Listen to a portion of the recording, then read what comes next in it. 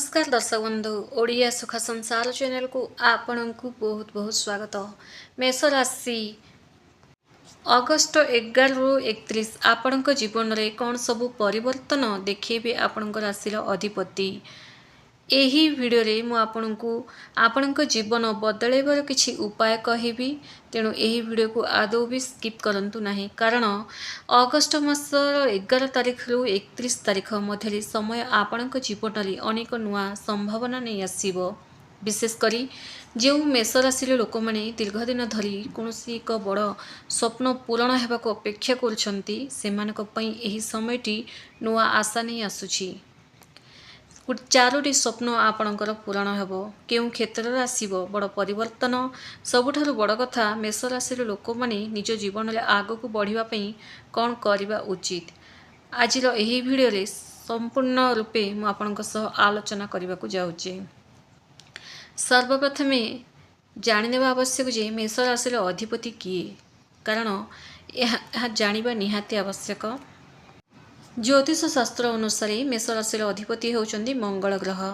मंगल को शक्ति, साहस, पराक्रम, आत्मविश्वास, उत्साह और कार्यशक्तिर प्रतीक भाव देखा जाए।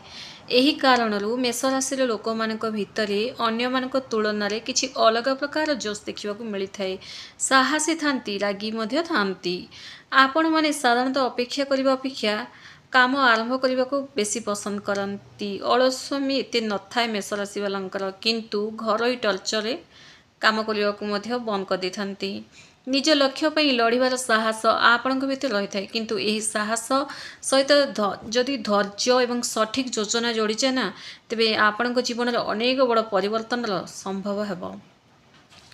मेष राशि जो व्यक्ति माने चाकरी खोजुचंती, इंटरव्यू दौरान प्रमोशन पर अपेक्षा करचंती किंबा निज कैरियर को एक नुआ दिग देवाक चाहूँगी, से अगस्ट 11 रु 31 मध्य नुआ समयर सुजोग देखा जो काम आपण अनेक दिन धरी चेष्टा करुले किंतु फल मिलु नथिला, सही काम रे आगक बढ़िबार रास्ता देखा कहीं नुआ चाकरी सुजोग पाई पारंती, कहीं निज वर्तमान चाकरी नुआ दायित्व पाई पारंती, आउ कहीं निज काम किंबा व्यवसाय एमती एक सुजोग पाई पारंती जहाँ आगामी दिन में तांको कैरियर को अधिक मजबूत करि पारिबो। किंतु एठारे गोटे कथा जानि रखंतु, मेष राशि वाले सुजोग आसीबा अपेक्षा करी बसी रहिबे नाही। निजर टैलेंट माध्यम नुआ कौशल शिखंतु, आवेदन करंतु एवं निज योग्यता को अन्य मानक सामने देखांतु। मंगलंकर शक्तिर अर्थ होउची कार्य करिबा, तेणु मेष राशि पई एही समय मुख्य मंत्र होउची चेष्टा बंद करंतु नाही। आपणकर द्वितीय स्वप्न गत किछि समय धरी टंका को नहीं चिंतार अछंती मेष राशि वाले, तेबे आगामी दिन में निजर आर्थिक जीवन को नुआ भाव में गढ़िबार सुजोग मिलिबो। आपणक टंका जदि कौनसी स्थान अटकी रही ताहा पाइबा पई प्रयास करिवार समय होई पारे। जो माने नुआ आयर माध्यम खोजुचंती से माने निज दक्षता अनुसार अतिरिक्त आयर रास्ता खोजी पारंती। व्यवसाय करुवा लोक माने नुआ ग्राहक, नुआ ऑर्डर किंबा नुआ सहयोगर सुजोग पाइबे। किंतु एठारे मेष राशि लोक माने निजर गोटे दुर्बलता प्रति सावधान रहिबा आवश्यक। कौन अति त्वरे आर्थिक निष्पत्ति नेबे नाही। जे कहीं जदि आपन को शीघ्र टंका 2 गुण करदेवार लोभ देखाती ना फ्रेंड्स, भल भाव जांच न करी कौन से टंका लगांतु नाही। आर्थिक उन्नति सहित संचय एवं योजना मध्य निहाती आवश्यक। आपणकर तृतीय स्वप्न प्रेम संपर्क को नहीं जदि आपण चिंतार अछंती, जो मैंने लव रिलेशन अच्छी से आगामी समय रे निजर मनर कथा स्पष्ट भाव कहिबार सुजोग मिलिबो। पुराना भल बुझाबुझी दूर हेबो, जोटा कि टेंशन चलुला, मिसअंडरस्टैंडिंग होता सही पुराना भूल बुझाबुझी हेबे। एवं जदि कौन प्रिय व्यक्ति सहित आपणकर कथबार्ता कमी जाइछि, आपण चाहूचंती कि से तांकर कॉल आसु तांको सहित कथा हेबी, तेबे निजर अहंकार को पाख को रखी आलोचना करिबा आपण पई भल होई पारे। जो अविवाहित मेष राशि लोक माने विवाह पई जणे भल साथी खोजुचंती, ସେମାନଙ୍କ ଜୀବନରେ ନୂଆ ପରିଚୟ ଆସିବ, ବିବାହ ପ୍ରସ୍ତାବ ଆସିବ, ବିବାହ ମଧ୍ୟ ହେବ, ପରିବାରରେ ମଧ୍ୟ ଖୁସିର ପରିବେଶ ତିଆରି ହେବାର ସୁଯୋଗ ରହିଛି। ତେବେ ମେଷ ରାଶିର ଲୋକମାନେ ଏଠାରେ ବିଶେଷ ସାବଧାନ ହେବା ଦରକାର। କ'ଣ? ଆପଣଙ୍କ ରାଗ ଯେପରି ସମ୍ପର୍କକୁ ଖରାପ ନ କରେ, କାରଣ ଜୀବନରେ କେତେବେଳେ ଆମେ ଠିକ୍ କଥା କହିଥାଉ କିନ୍ତୁ ଭୁଲ ଭାବରେ କହି ମଧ୍ୟ ଦେଇଥାଉ। ତେଣୁ ଏହି ସମୟରେ ଆପଣଙ୍କ ପାଇଁ କଥା ଅପେକ୍ଷା ବୁଝାମଣା ଅଧିକ ଜରୁରୀ। ଆପଣଙ୍କର ଚତୁର୍ଥ ସ୍ୱପ୍ନ ମେଷ ରାଶିର ଲୋକମାନଙ୍କ ପାଇଁ ଅଲଗା ହୋଇପାରେ। କ'ଣ?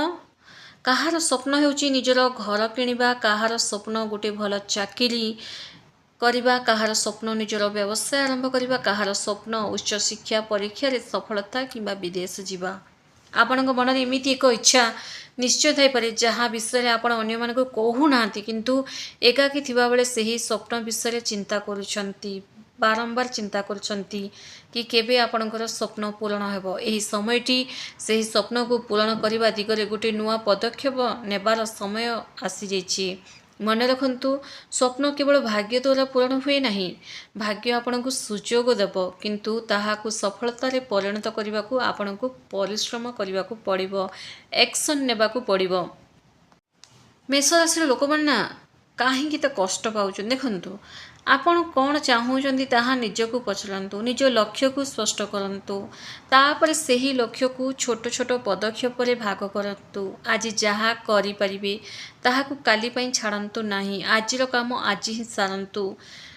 ସେକେଣ୍ଡ ହେଲା ନିଜ ରାଗକୁ ନିୟନ୍ତ୍ରଣ କରନ୍ତୁ। ଛୋଟ ଛୋଟ କଥାରେ ରାଗ ରୁଷା ମେଷ ରାଶି ବୋଲି ଆପଣ ବହୁତ କରିଥାନ୍ତି, ସେ ରାଗକୁ ଟିକେ କଣ୍ଟ୍ରୋଲ କରନ୍ତୁ। ମେଷ ରାଶିର ଶକ୍ତି ହେଉଛି ଜୋଶ, କିନ୍ତୁ ସେହି ଜୋଶ ଯଦି ରାଗରେ ପରିଣତ ହୋଇଯାଏ ନା ଫ୍ରେଣ୍ଡସ୍, ତେବେ ସେହି ଶକ୍ତି ଆପଣଙ୍କ ବିରୋଧରେ ଯାଇପାରେ। ତୃତୀୟଟି ହେଲା ନିଜ ଦକ୍ଷତା ବଢ଼ାନ୍ତୁ। ପ୍ରତିଦିନ ଅତି କମରେ କିଛି ସମୟ ନିଜକୁ ଶିଖିବାରେ ଦିଅନ୍ତୁ। ଯାହା ଆପଣଙ୍କୁ ଆସୁଛି ନ ଆସୁଛି ସେଥିପ୍ରତି ଟିକେ ପ୍ରାକ୍ଟିସ୍ କରନ୍ତୁ, ଶିଖନ୍ତୁ। ଚତୁର୍ଥଟି ହେଉଛି ଟଙ୍କାର ମୂଲ୍ୟ ବୁଝନ୍ତୁ। ଟଙ୍କା ଯେତେ ଆୟ କରୁଛନ୍ତି ନା ସେଥିରୁ କିଛି ଅଂଶ ସଞ୍ଚୟ କରନ୍ତୁ।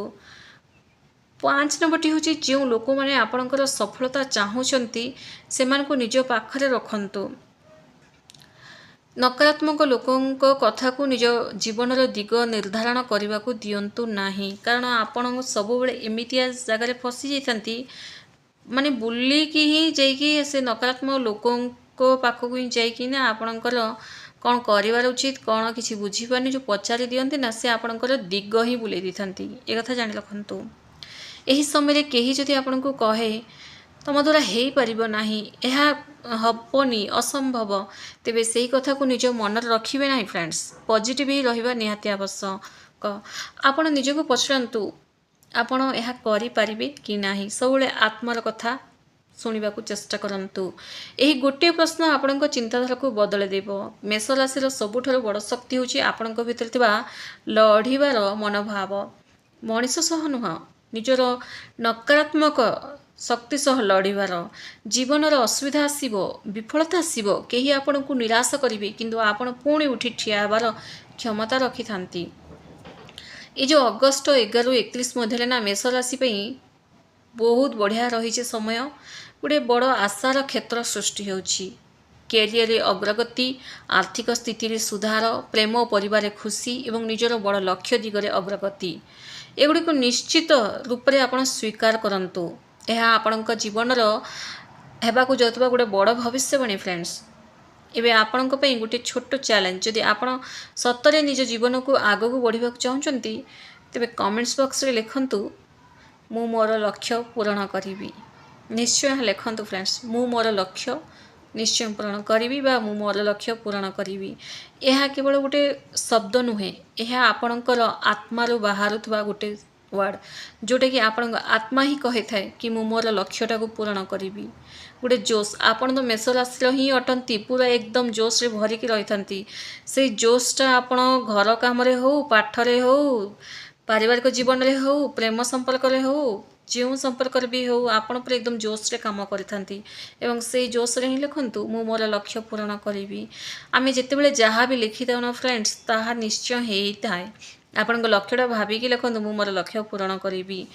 ଲକ୍ଷ୍ୟଟା କ'ଣ ଆପଣ ଲେଖିବା ଆବଶ୍ୟକ ନାହିଁ, କେବଳ ଲକ୍ଷ୍ୟ ପୂରଣ କରିବି ଏତିକି ଲେଖିବା ନିହାତି ଜରୁରୀ। ଲେଖନ୍ତୁ, କାରଣ ଲେଖିଲେ ସବୁକିଛି ସ୍ୱପ୍ନ ପୂରଣ ହୋଇଥାଏ। ଏବଂ ହନୁମାନ ଚାଳିଶା टोटाली भूलंतु नहीं। हनुमान चालीसा प्रत्येक दिन अधिकରୁ ଅଧିକ पाठ କରିବାକୁ चेष्टा करंतु। मंगल तेबे जाई प्रसन्न हेबे। हनुमान चालीसा निहाती पाठ करंतु एवं ता सह अन्य भगवान को यदि आपण पूजा करंतु किछि असुविधा नाही। तेणु हनुमान चालीसा निहाती पाठ करंतु। आ गोटे कथा जानि रखंतु, स्वप्न देखिबा समस्ते जानि थांती, किंतु स्वप्न पई प्रतिदिन लढिबा लोक ही दिने ना दिने सफल हुअंती। एवं मेष राशि शक्ति आपणक साहस, यहाँ को ठीक दिगरे व्यवहार करंतु फ्रेंड्स। धन्यवाद।